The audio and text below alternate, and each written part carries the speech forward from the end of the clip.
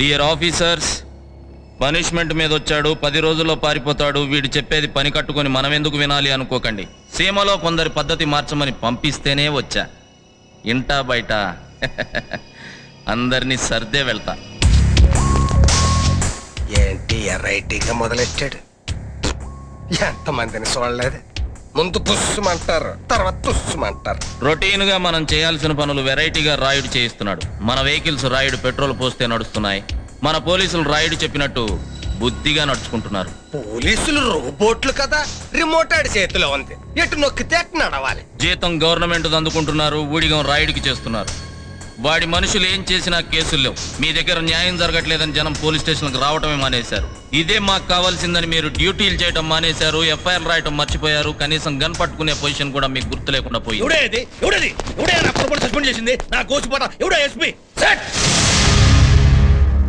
బావా ఈడే. నువ్వేనా?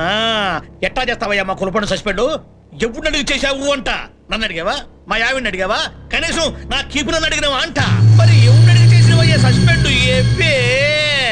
10 లక్షల మంది నా కులపోలు ఉంటారా ఎనగమాల? రాయుడు గారి కుడి చేయి లేపాలన్నా, ఎడం చేయి ఊపాలన్నా నేనే కదో. విడిపోయిన పెంట మీద రాయేస్తాడేమో గానీ ఈ పెంట ఏదో పెట్టుకున్న పోలీసు వాళ్ళాడు ఈ జిల్లా మొత్తం మీద. నాకు ఇప్పటికిప్పుడు చేరిపోవాలా? మా వాడిని ఉద్యోగంలోకి తీసుకోవాలా? నా కాళ్ళ మీద పడి నువ్వు క్షమాపణ చెప్పుకోవాలా? కాదంటే చెప్పు, హోమ్ మినిస్టర్ లైన్ లో పెడతా, అన్నలుండే ఏరియాకి నేను ట్రాన్స్ఫర్ చేపిస్తా.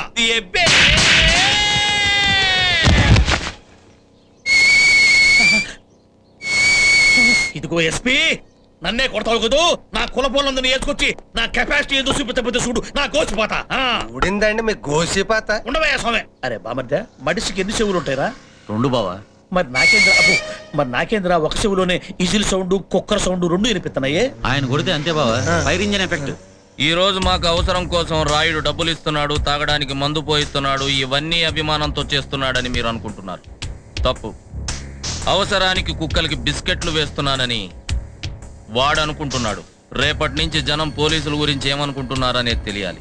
ఆ సుబ్బారాయుడు మనుషుల్ని ఎవరిని వదిలేసినా మీలో ఎవరిని వదలను. ఒక్కసారి పోలీసోడు చేయబడితే క్రిమినల్ అనే వాడికి నేరం చేయడానికి నరం రాకూడదు, ఆ భయంతో జీవితాంతం చెయ్యి రాకూడదు. ఇదిగో ఎస్పీ, చూడు నా గోసిపాత, నా వెనకాల నా కులపోళ్ళు ఎంతమంది ఉండారో.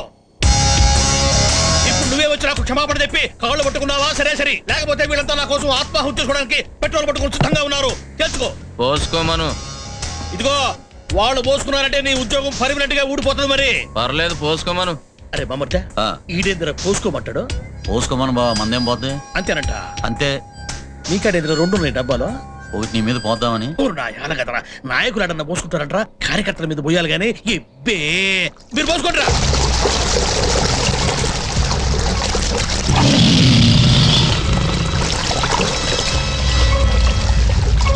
చూసినవా? ఇప్పుడు చెప్పు నా గోసిపాత, నువ్వు నా కాళ్ళ మీద పడతావా, వాళ్ళని అంటించుకోమంటావా? 10 అంకెల్ లెక్క పెడతా, తెలుసుకో. కానీ ఇదిగో ఎస్పీ, వాళ్ళు కనుక తగలబెట్టుకున్నారంటే రాష్ట్రం అల్లకల్లోలం అయిపోద్ది, నీ ఉద్యోగం ఊడిపోద్ది. నీ మంచి కోసమే చెప్తా ఉంటా, తెలుసుకో. 1 2 3 4. అంకిల్ త్వరగా అయ్యేటట్టున్నాయి. నువ్వు ఆగరా, 9 దాకా లెక్క పెట్టి ఆపుతలే. హబీబ్ బాయ్. ఇదిగో బామర్దా, 10 అంటే ఎంత? 10 బావా. 10? ఈడమ్మ కడుపు గారు 4 తర్వాత 10 వీడికి అంకెల్ రానట్టుంది. అంటించుకోమను. ఎప్పుడో అంటించుకున్న వాళ్ళు అగ్గి పెట్టి మర్చిపోయించారంట. ఈ లోపల ఇంకా టైం ఇస్తున్నా, ఆలోచించుకో. ఏంట్రా ఆలోచించుకుని?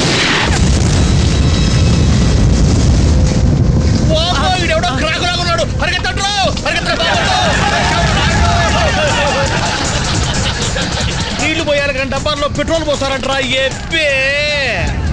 లైఫ్ లో ఫస్ట్ టైం డైమండ్ లాంటి డైనమిక్ ఆఫీసర్ చూస్తున్నాను sir. I'm very happy sir. మీరు తాగి డ్యూటీకి వచ్చారా? ఎస్ సార్, నేను రోజు తాగే వస్తాను సార్. తాగి డ్యూటీకి వస్తే సస్పెండ్ చేస్తారని తెలీదా? చేసేటట్టయితే వెంటనే చేసేయండి. మళ్ళీ మీరు రేపు ఉంటారో పోతారో తెలియదు. ఎందుకంటే సిన్సియరిటీకి ఇక్కడ ప్లేస్ లేదు. ఇక్కడ ఉండాలంటే రాయుడు కాళ్ళు పట్టాలి, శాల్యూట్ కొట్టాలి, అడ్డమైన పనులు చేసి పెట్టాలి. ఇవన్నీ బాధగా ఉంటే మర్చిపోవడానికి 4 మంది కొట్టాలి. పోలీసునై ఓడపొడి చేద్దాం, అవినీతిని పొడి చేద్దాం అనుకుని వచ్చాను సార్. కానీ ఇక్కడికి వచ్చాక తెలిసింది పోలీసోడంటే మాలిషోడే. ఇక్కడ సిన్సియారిటీకి సిలువ వేసి చాలా రోజులైంది సార్. సార్, అతను సుబ్బారావు అని హెడ్ కానిస్టేబుల్. ఎంతో నిజాయితీ పరుడు, చాలా మంచివాడు. పరిస్థితులకు తట్టుకోలేక ఇలా అయిపోయాడు సార్.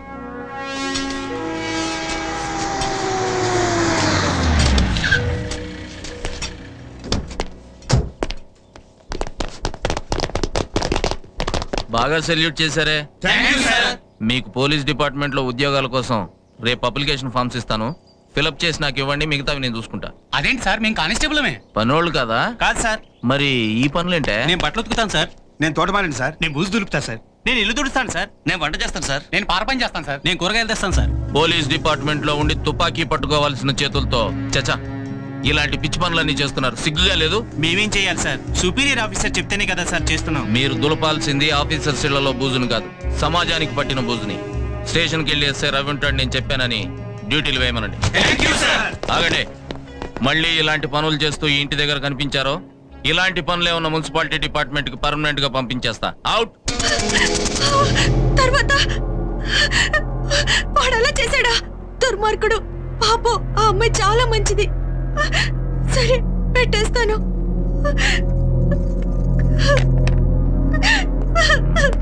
దుర్గా, కనకదుర్గా, దుర్గా, ఏమైంది? పద్మని సురేష్ కిరసనాయలు పోసి చంపేశాడంట. నీకెలా తెలిసింది? హైదరాబాద్ కి ఫోన్ చేస్తే పక్కింటి పిన్ని గారు చెప్పారండి. వాడు చాలా మంచోడు కదే. నేను కూడా అలాగే అనుకున్నాను, కానీ వాడు ఇలా చేస్తాడని కల్లో కూడా అనుకోలేదండి. Okay okay, cool down. నేను ఇప్పుడే ఆ ఏరియా ఇన్స్పెక్టర్ ఫోన్ చేసి ఆ రాస్కెల్ సంగతి చూస్తా.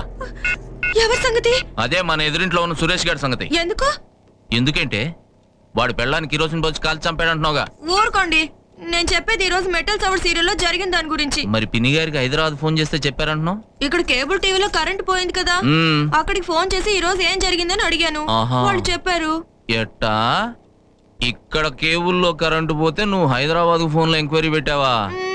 అక్కడ పిన్ని గారు ఫోన్ లో నీకు ఈ మ్యాటర్ డిక్లేర్ చేశారా?